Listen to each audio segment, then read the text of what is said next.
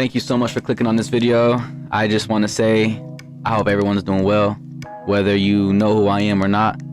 You know, I just find it interesting that like through life you can just come upon a stranger and just like feel like you've known them for so long, right? It's so weird, like, you know, me being on YouTube, I just click on random videos not knowing that these people who I'm going to click on like are going to be people who I'm going to be watching every day. I'm not just trying to say that so you're going to watch me every day. I just find, you know, just networking so interesting. But yeah, just want to go straight to what I'm going to talk about today. But again, I just want to say that, you know, I truly appreciate every single person being here right now at this moment. Just a disclaimer, I just want to say that like this video is not to bring hatred or, you know, cause a racial divide or anything like that. Because I had a video that I did, I think 3 months ago, was about the alligator bait and how like back then African American children were used as alligator bait. And there were some comments in there that people were saying that like I was trying to cause a divide or something like that I was trying to cause hatred between the white and black population or something like that. Oh, no. But at the end of the day, I'm like, we're all one people, you know? Like, we're all one people. No matter if you're black, white, what race you are. I'm just breaking down humanity, you know? When I break down videos, I'm not trying to point the finger at a certain race or like stuff like that, you know what I mean? I'm here just to point out the atrocities, you know? If you guys are like aware of my content, like I have been breaking down genocides, you know, outside United States. Just to name a few, one of them was like the Rwanda genocide, the genocide in Guatemala, and also the Palestine genocide.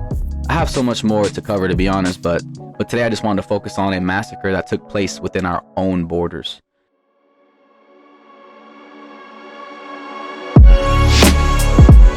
It was called the Red Summer of 1919, named after the blood that flowed through American cities during the months-long racial turmoil. So after World War I, African American soldiers returned home to a place that still had discrimination, and a place that still saw them as subhuman. Additionally, tensions between blacks and whites escalated during their fight for civil rights. More than 24 cities saw racial unrest, but Elaine, Arkansas, a small rural town that would eventually become the center of the violence. The violence, the lynch mobs, torture, and indiscriminate murder was so horrific that it will go down in history not as a race riot, but as the Elaine Massacre. And this is true dark history. I've learned this in one of my African American racism classes that I took at Merritt Community College in Oakland. When I saw this documentary that I'm actually breaking down right now, it opened up my eyes, and I knew, you know, America had a dark past, but I just find it crazy how these group of people that you're gonna hear about right now were stripped of their rights and freedoms. So more than 350,000 African Americans enlisted in the military during World War I. Even though they battled for democracy overseas, America refused to accept them as equals.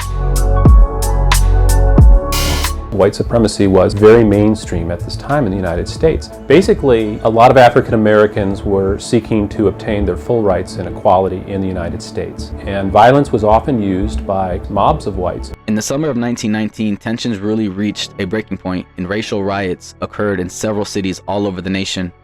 However, something even more sinister and like crazy was emerging in the real South. There, slavery existed in all but Elaine in a system called sharecropping. Although the system was rigged, farmers gave landowners labor in exchange for a portion of the crops they produced. It was common for sharecroppers to be in constant debt, however. One black sharecropper raised $500 worth of cotton, and his landlord told him, "Yeah, but you used $697 worth of supplies, so you owe me money." Wow. Everyone who has any power at this point is working to make sure they keep African American laborers tied to the land. So like pretty much for 50 years, this system that you guys just saw went unchecked. In the fall of 1918, a black man from Arkansas had enough. Robert Hill had decided to form a union to represent sharecroppers.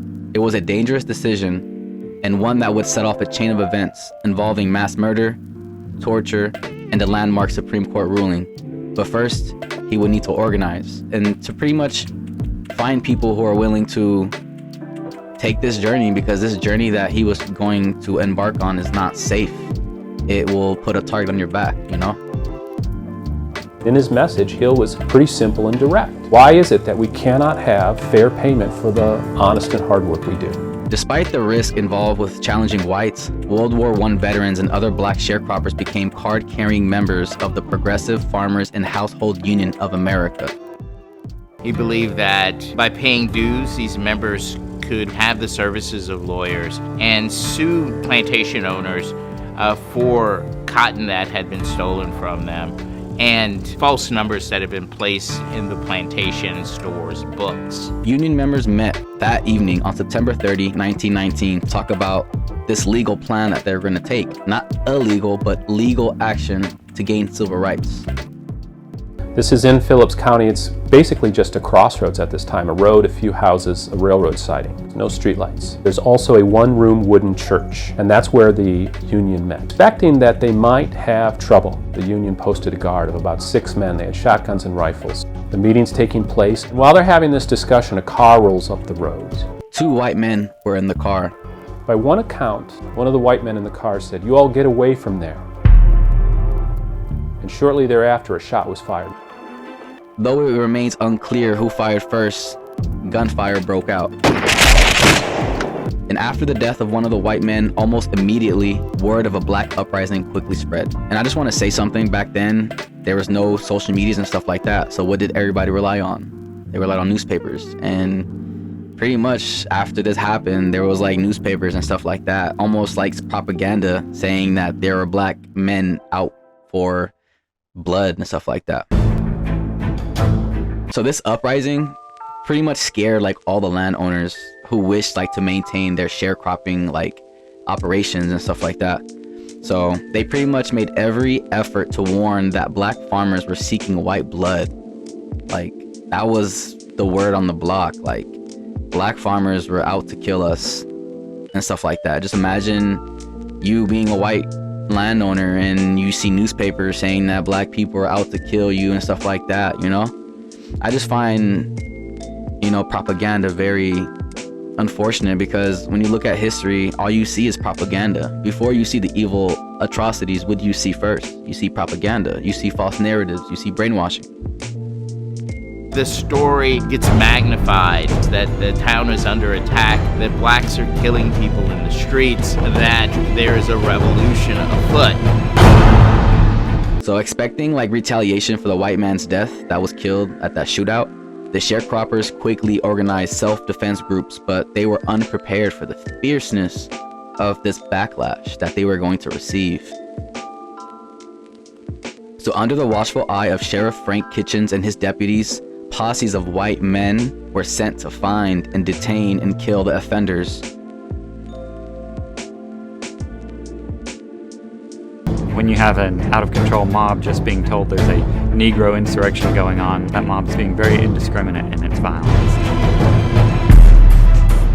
You see houses being attacked, black-owned homes being ransacked. The black school was burnt, notable families were killed. Black women and children have to go literally hide out in the woods because many of these people are indiscriminately shooting at African American women and their children. Black veterans and other African Americans took up arms in self-defense. This no doubt just feeds into the mob fervor.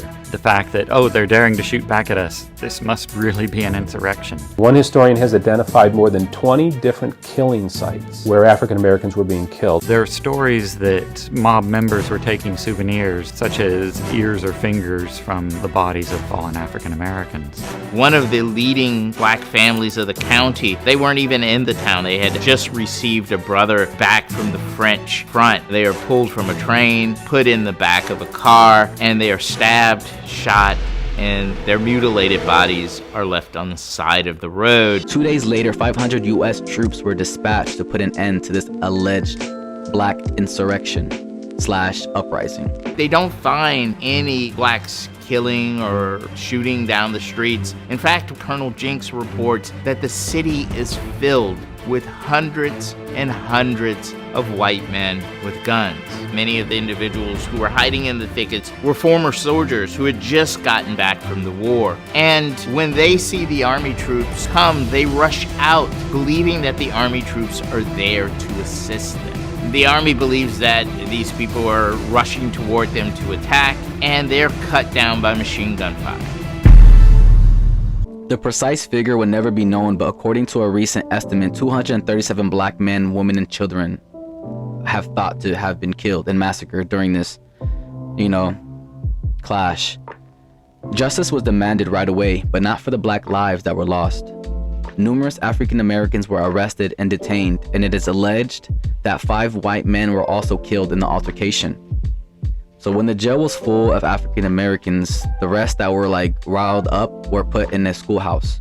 While they are detained, there is torture going on. The goal is to elicit false confessions of a black uprising.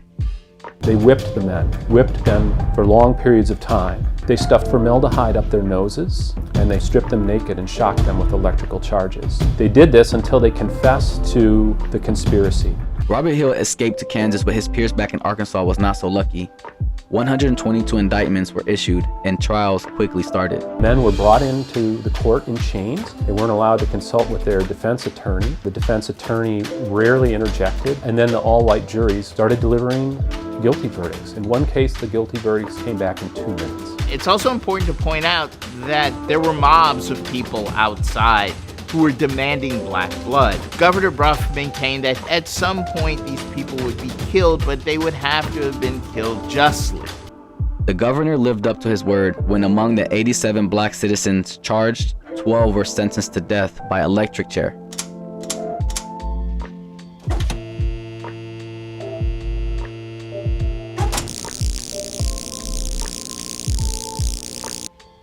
Despite the system being rigged against them, the convicted men had one unlikely beacon of hope: the American justice system. So the trials of the Elaine 12 have been highly publicized. Everyone was hearing about it.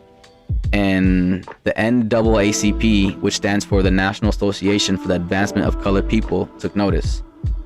And they stepped in with legal help for the 12, unfortunate members of this unfortunate clashing. So for 4 years, the team faced a series of legal setbacks and advances until in 1923, the case made its way to the Supreme Court in what is known as the Moore versus Dempsey. There, the defense argued that the original trials had been mob-dominated and the black prisoners had been denied their constitutional rights. In a landmark decision, the court agreed. The good that comes out of this is that the NAACP sees for the first time that they can win in the Supreme Court, that things don't always fall along the color lines. The 12 were subjected to torture, injustice, litigation, and travesty until they were finally freed in January 1925. Even though they managed to escape, the black community in Phillips County still feels that justice has not been served, and there is no turning back the unthinkable fact that the American men in the government participated in the mass murder of their countrymen on American soil.